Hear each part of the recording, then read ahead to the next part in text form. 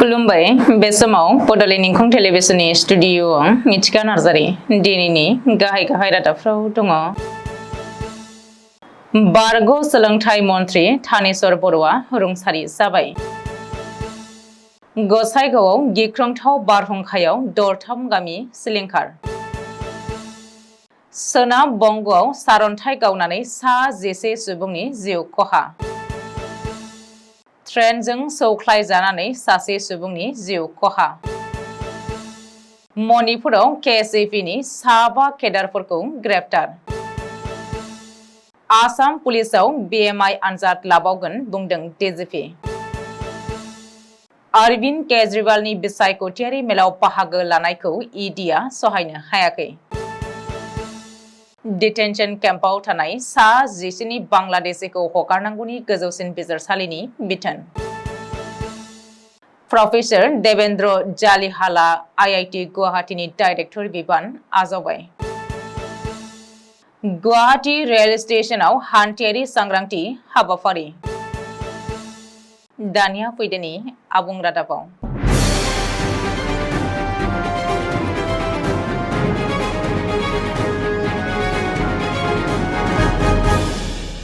आसामनि बारग' सोलोंथाइ मन्थ्रि थानेश्वर बर'आ आरो गैलिया।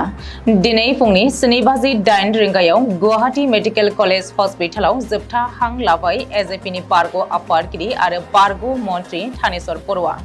रुंसारि जानाय समाव थानेश्वर बर'नि बैसोआ 85 बोसोर बैसो जाबायमोन। मख'नो गोनांदि थानेश्वर बर'आ गोलाव समनिफ्रायनो डायबेटिस, लिभार, किडनि आरो बिखानि गोब्राब बेरामाव गोग्लैनानै दङमोन आरो समबारखालि सावस्रि मन्थ्रिजों लोगोसे आसाम सोरखारनि सानै मन्थ्रि आरो AJPनि आफादगिरि मावफुं आफादगिरि अतुल बरा आरो केशव महन्तनि नोजोर होनायाव थानेश्वर बर'खौ गुवाहाटी मेडिकेल कलेज हस्पिटालाव एडमिट खालामनाय जादोंमोन। थानेश्वर बर'खौ रङियानि साहस्ति हस्पिटालनिफ्राय GMCHआव लांनानै फाहामथाय होदोंमोन। रिपर्ट बायदिब्ला माखासे सान सिगांनिफ्रायनो आदार जानायाव जेंना सोमजिनायनि थाखाय बारग' मन्थ्रि थानेश्वर बर'खौ देहा फाहामसालियाव थिसननाय जादोंमोन। बबेखानि बै समाव थानेश्वर बर'नि देहानि माखासे अंगआव दै जमा जादों होननानै डाक्टारा मिथिहोदोंमोन। मख'नो गोनांदि थानेश्वर बर'आ मोनसे समाव आसामनि सोलोंथाइ आरो रेभिनिउ बिफाननि मन्थ्रि बिबान रुजुनायजों लोगोसेनो रङिया बिधानसभा बियाबाव थामथि खेबनि थाखाय MLA महरै सायख'जादोंमोन। रुंसारि थानेश्वर बर'आ AJPनि गिबि खुंथाइ समाव रेभिनिउ बिफाननि आरो उननि समाव सोलोंथाइ बिफाननि मन्थ्रि बिबानखौ रुजुननानै सिबिथाय होदोंमोन। गसाइगावआव गिख्रंथाव बारहुंखा। बे गिख्रंथाव बारहुंखायाव गसाइगावनि दरथाम गामिया सिलिंखार आरो थेर-बेथेर जालांदों। मिथिनो हानाय बायदिब्ला बृहस्पतिबारखालि हराव फैनाय गोब्राब सिमब्रेनाय बारहुंखाया गसाइगाव महकुमानि सिङाव थानाय सिन्द्रजरा गामिजों लोगोसे राजेन्द्रपुर, भरपुर गामियाव गोब्राब गोहोम खोख्लैलाङो आरो सिलिंखार खालामलाङो। गामिनि थागिबिफोरनि थाग्रा न' बांनि उखुम आरो थिंफोरखौ बुखारनानै न'नि इन्जुरफोरखौ थेर-बेथेर खालामनायजों लोगोसेनो गय, नालेंखर, थालिर, जुखाम आबादफोरखौ थेर-बेथेर खालामलांदों। ओरैहाय मिथिंगायारि अलखदाव न' बां खोमानानै लानांनाय रायजोफ्रा गाव गावनि न'खौ गायसनफिननो थाखाय सोरखारनि मदद नागिरहरदों होननानैबो सुलुङाव फोरमायदों। गोब्राब बोथोरनि दुंखावनाय एबा गरमनि गेजेरावनो बृहस्पतिबारखालि नसुं रायजो सोनाब बंग'आव गिख्रंथाव बारहुंखा आरो सारअन्थाइ गावनानै सा 11 सुबुंनि जिउ गोमादों आरो गोबांसा जखम जादों। सोनाब बंग'नि मालदा जिल्लायाव जादों बे जाथाया। मिथिनो हानाय बायदिब्ला बृहस्पतिबारखालि सानाव जोबोद गरम बोथोरनि गेजेरावनो मालदानि गुबुन गुबुन ओनसोलाव हरखाब बारहुंखा सारअन्थाइ गावनायाव उन्दैसाफोरखौ लाफानानै सा 11 सुबुंनि जिउ गोमादों आरो गोबांसा जखम जादों आरो जखम जानाय सुबुंफोरखौ मालदानि देहा फाहामसालियाव थिसननाय जादों। बबेखानि जखम जानाय सुबुंफोरनि हालोदखौ नायनानै जिउ गोमानाय सुबुंफोरनि बिबाङा बांबावनो हागौ होननानैबो सुलुङाव फोरमायदों। रिपर्ट बायदिब्ला बे मिथिंगायारि अलखदाव जिउ गोमानाय सुबुंनि न'खरनो 2 लाख राङै अनसुंथाइ होनो थाखाय रायजो सरकारा फोसावदों। नगाव जिल्लानि बिरहा बेबेजिया रेल लाइनआव दिनै फुंनि समाव ट्रेनजों मोगा-मोगि जानायनि जाहोनाव दुखुनांथावै सासे सुबुंनि जिउ खहा जायो। सुलुङाव फोरमायथिनाय बायदिब्ला ट्रेना लवार आसाम फारसे फैबाय थानाय समावनो लामा ससेयाव हरखाबै बे दुखुनांथाव जाथाया जायो आरो सौख्लायजाग्रा सुबुङा जायगायावनो जिउ गोमायो। बे जाथायनि दसे समनि उनावनो जाथायसालियाव रेलवे पुलिसा नुजाथिफैनानै थैनाय सुबुंनि थुख्रा थुख्रा गोसारलानानै थानाय सह'खौ बोखांनो हायो। बबेखानि थैनाय सुबुंनि सिनायथिखौ दासिमबो मिथिनो मोननाय जायाखै। मणिपुर पुलिसा बृहस्पतिबारखालि सोनाब इम्फलनिफ्राय केसिपिनि सासे गोख्रों दैदेनगिरि लाइस्राम रनेन सिं 48 बोसोरखौ ग्रेप्तार खालामनाय जादों।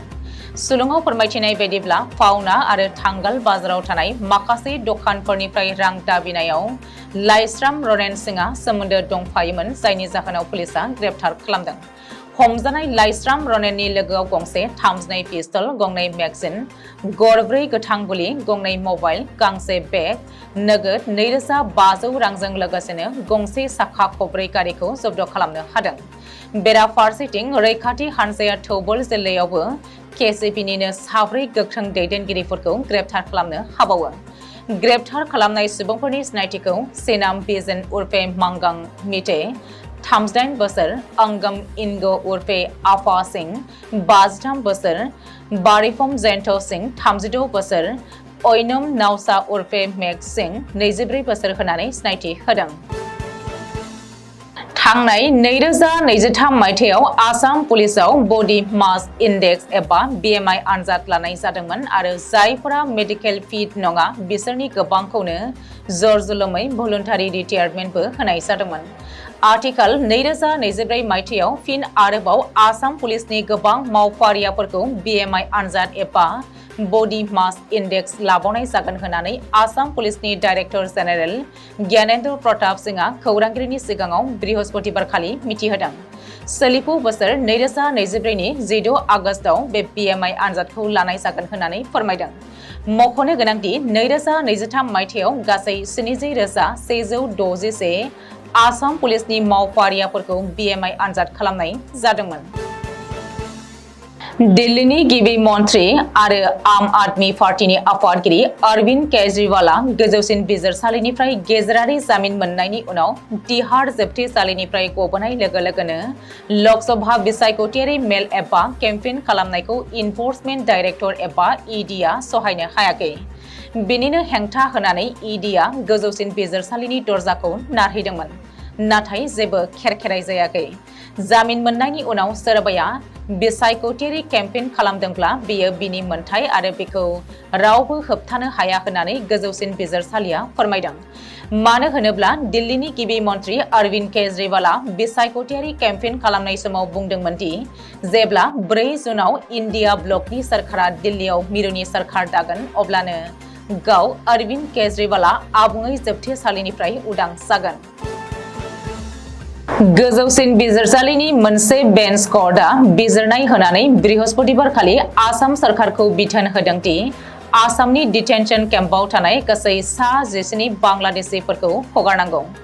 मानो होनोब्ला बिसोरखौ बोसोरनैनि बांसिन सम डिटेनसन केम्पआव दोननाय जाबाय। जास्टिस अजल भैयानि दैदेननाय मोनसे बेन्च कर्टआ बिजिरनायनि उनाव बे बिथोनखौ होदों। सा-सानजा रायजोआव नायल' गंसेल' गुवाहाटी आमिनगावआव थानाय IITनि डाइरेक्टर महरै बृहस्पतिबारखालि प्रफेसर देवेन्द्र जालिहाला बिबान आजावबाय। मख'नो गोनांदि बेनि सिगाङाव प्रफेसर राजीव आहूजाया थांनाय नभेम्बर 2023 निफ्राय गुवाहाटी IITनि डाइरेक्टर महरै बिबान रुजुनथ'दोंमोन। नोजोर होनो गोनांदि प्रफेसर देवेन्द्र जालिहाला IIT माद्रासाव इलेक्ट्रिकेल इन्जिनियारिं बिफाननि HOD एबा बिफानारि गाहाय बिबानाव दङमोन।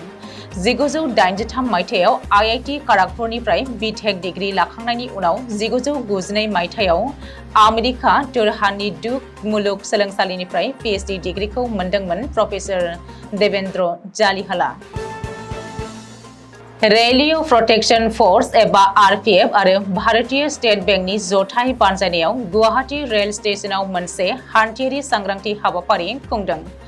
बृहस्पतिबारखालि बे हान्थियारि सांग्रांथि हाबाफारि खुंनायनि गुबै जाहोनखौ आथिखालनि बांबोबाय थानाय आयेन बेरेखा हाबा एबा क्राइमखौ माबोरैहाय होबथानो हागोन आरो हान्थियारिफोरा माबोरै सोलिनांगौ बेनि सोमोन्दै हान्थियारि रेल एक्सप्रेसआव गाखोनाय हान्थियारिफोरखौ नेमखान्थि आरो सांग्राङै सोलिनो फोरोंथाय होनाय जायो होननानै मिथिहोदों।